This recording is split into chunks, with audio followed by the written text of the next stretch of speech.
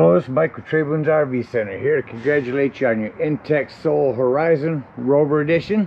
I'm going to walk you around your trailer and show you how to use a few things to get the best out of your camping experience.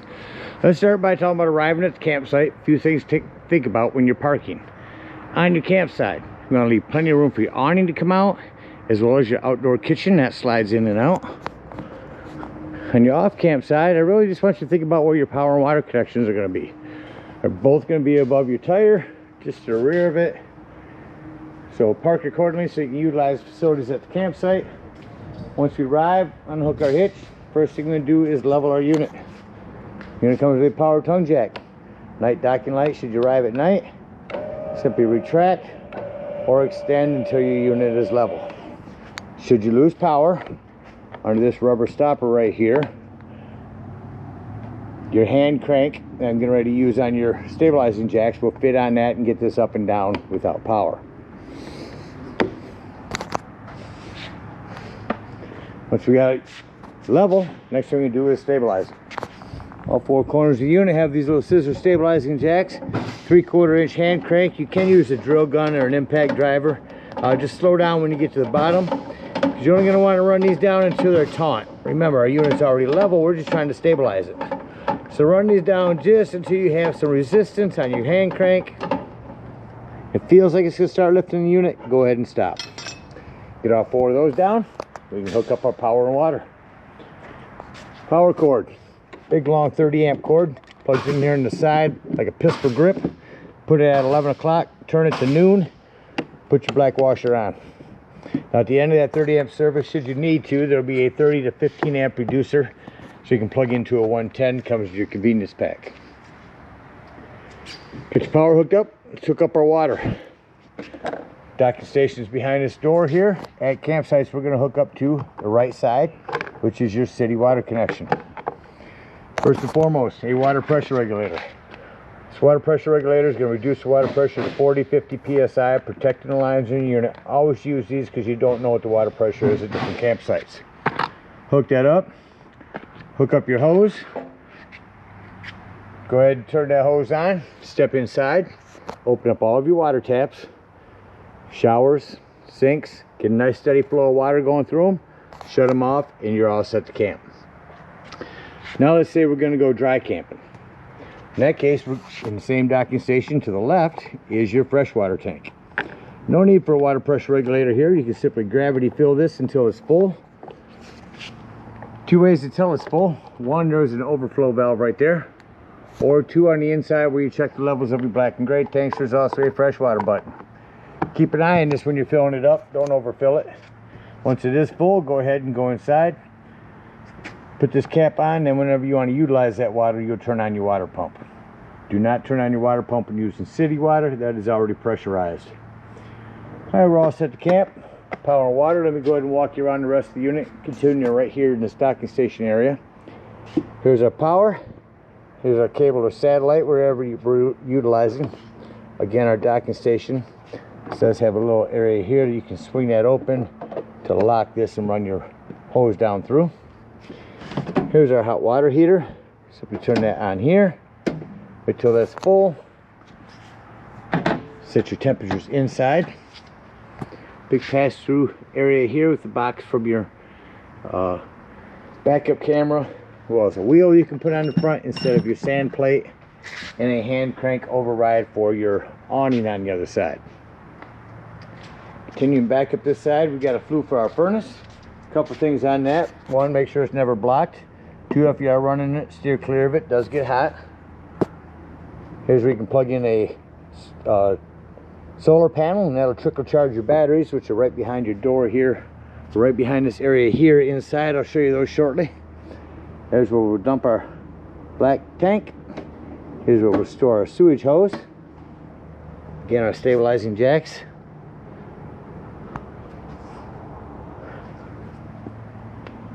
Coming up front here is where our propane is. Pull a couple cotter pins here.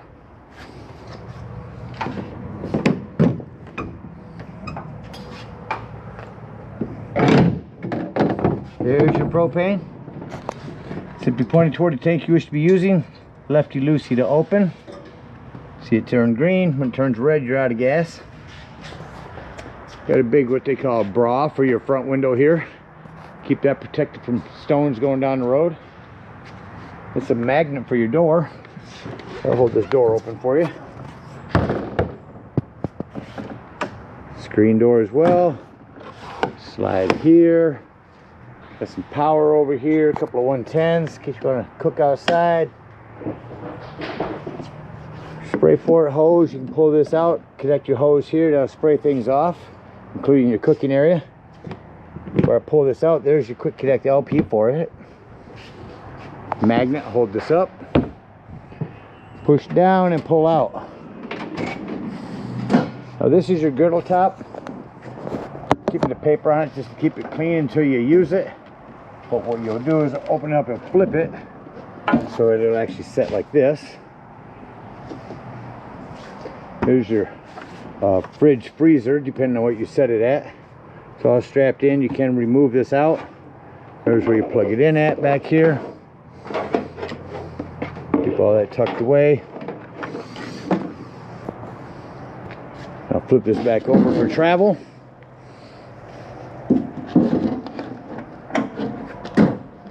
Push this button down to get that to go back in. Make sure you lock your outdoor kitchen as well. Covers everything out here. Take a look on the inside. Alright, coming up beside your unit, to the left you have your fire extinguisher.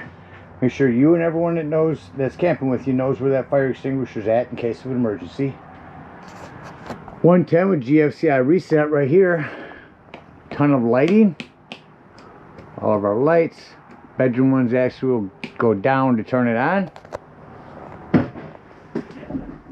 Coming up beside the unit, kitchen accent lights, as well as our awning control. The thing on your awning is you're going to want your door closed in order to run your awning out.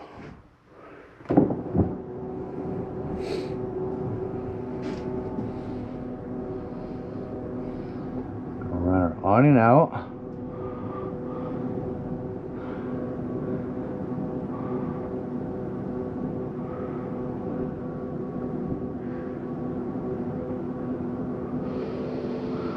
A little close to that table, but I'm going to show you how to bring your leg out here now.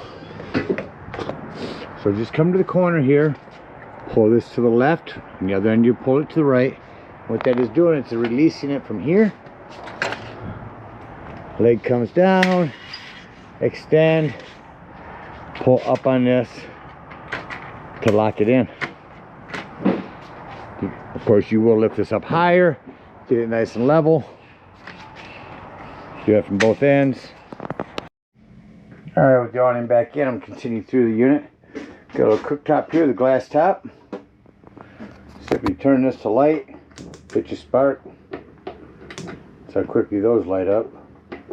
Make sure to shut off and cool down before you pull this down. Sink. Maintain your plumbing. Access to your plumbing line is all in here.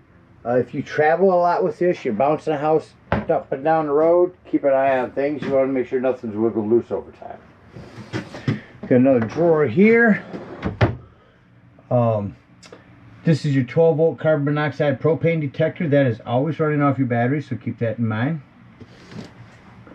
Here's our television. It's on a swing. You pull down on this to release it.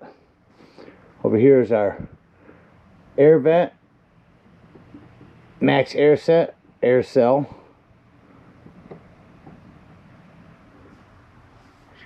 Crank that up. As you see, set that back off. Heat off. Yeah. Fan, cool, and then heat, and then off. Normally these AC shut off kind of quick. There it did. Now if I turn the heat on, I'm going to run through and do that real quick. Turn that up. Just keep the heat on. There that goes. Now you notice when I shut the heat off, generally the heat fans usually take a few minutes to shut off. Over here's our max air vent. Simply hit fan on, and that will open up your vent and turn on your fan. Hit fan off, that will close your vent and shut off your fan.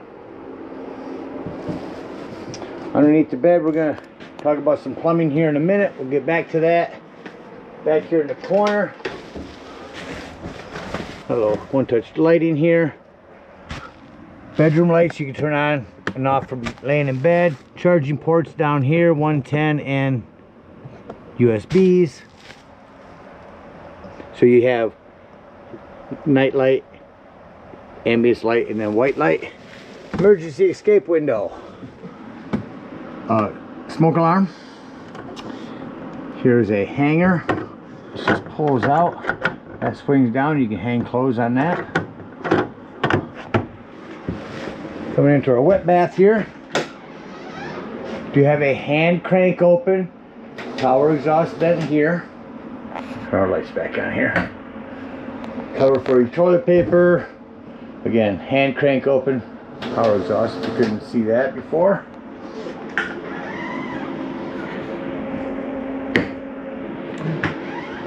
Self-explanatory microwave. AM FM stereo system here. Crank that up. You see that heat just shut off? That's what I mean, that it takes a few minutes to go through before it actually shuts off. May not pick up any stations in this metal building, but there we go. So AM, FM, Bluetooth, USB, HDMI, nice sound system. Here's your hot water heater. When your hot water heater is full, this is where you would turn it on and then set it to the desired temperature. Over here is where you check the levels of your tanks. Brand new battery, fresh black and gray tank, showing all them empty. Water pump, that's where you turn on your water pump if you want to get your fresh water. Here's where you turn on your tank heater. That's a little 12-volt pad that's on your tanks to keep them from freezing if you're in inclement weather. Fridge settings are inside the fridge. Right there. Our heat vent. Underneath here's our batteries. I'm going to swing this around and get in there and open that up and show you all those. Here's your power control center. Breakers around here, charging port 110, more breakers, fuse box, 40s, 15s, and a 20. Here's your battery disconnect. It would disconnect all the battery power to the unit. Up here is your inverter. Turn that on and off there. Here's where you cycle through to show your batteries at 100%.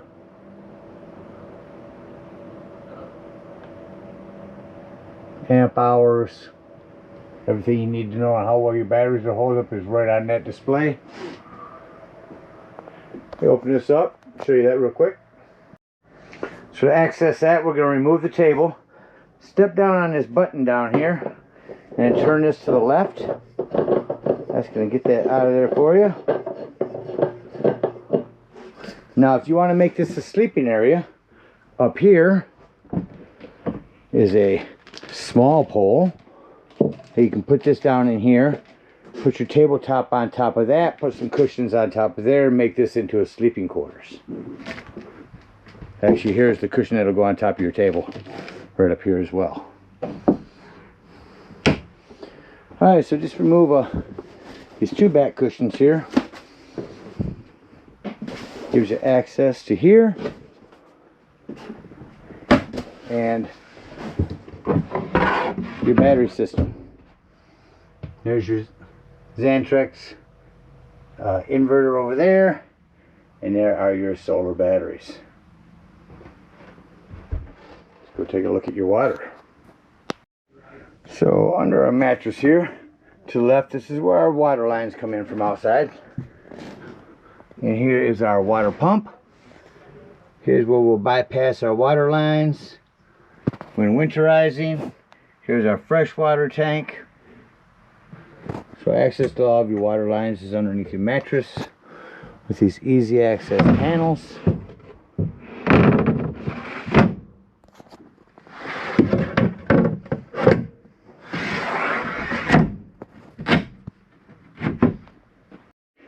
Lastly, a couple things to mention. You do have a drying rack that'll fit over top of your sink, remote for your TV, as well as your Jensen sound system.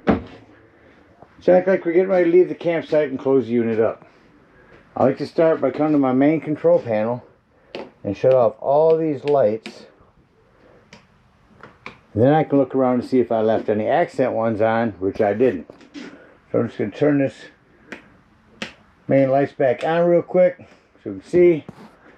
Mention here real quick, you do have a lot of manuals to go through to read and understand your unit. I do the best I can to give you the general knowledge to be able to use your unit. Just to get more specific on you. Alright, let's close the unit up, shut off the lights and exit.